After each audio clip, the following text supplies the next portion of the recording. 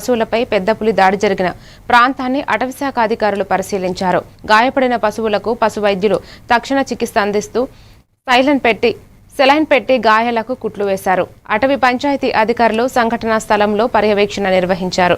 గ్రామస్తులు అటవీ ప్రాంతాల వైపు వెళ్లకుండా ఉండాలని, పశువులకు ఇళ్ల వద్ద లైట్ ఉన్న సురక్షిత ప్రదేశాల్లో కట్టుకోవాలని సూచించారు.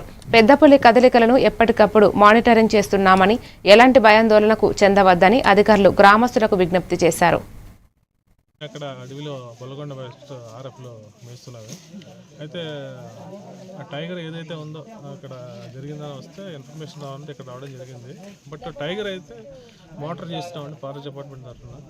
అది ఒక 5 days నుంచి ఓన్లీ ఫారెస్ట్లోనే తిరుగుతుంది. విలేజ్ దగ్గరికి కానీ వాటికి కానీ ఏం రావట్లేదు. ప్లస్ నిన్న రాత్రి ఇక్కడికి రావడం జరిగింది.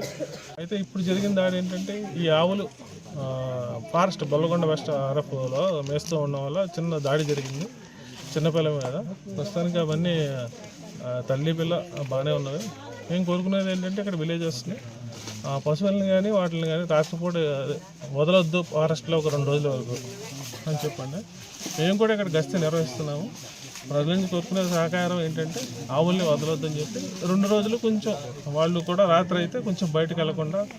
మరి రాత్రి 2 దూళ్లపై అటాక్ చేసి మరి చాలా గాయపరిచింది. అప్పుడు పులంటే వీళ్ళకి ఈ గాండ్రింపులు ఇట్లా రాత్రి అర్ధరాత్రి వరకు గ్రామం అంతా తిరిగిందంటే వాళ్ళు డప్పులు నాకు మొన్నటి చేరి మేము గ్రామ సభలు పెడుతున్నాం చెప్తున్నామండి, ఇలా పులి వస్తుందట జాగ్రత్త అనేసి.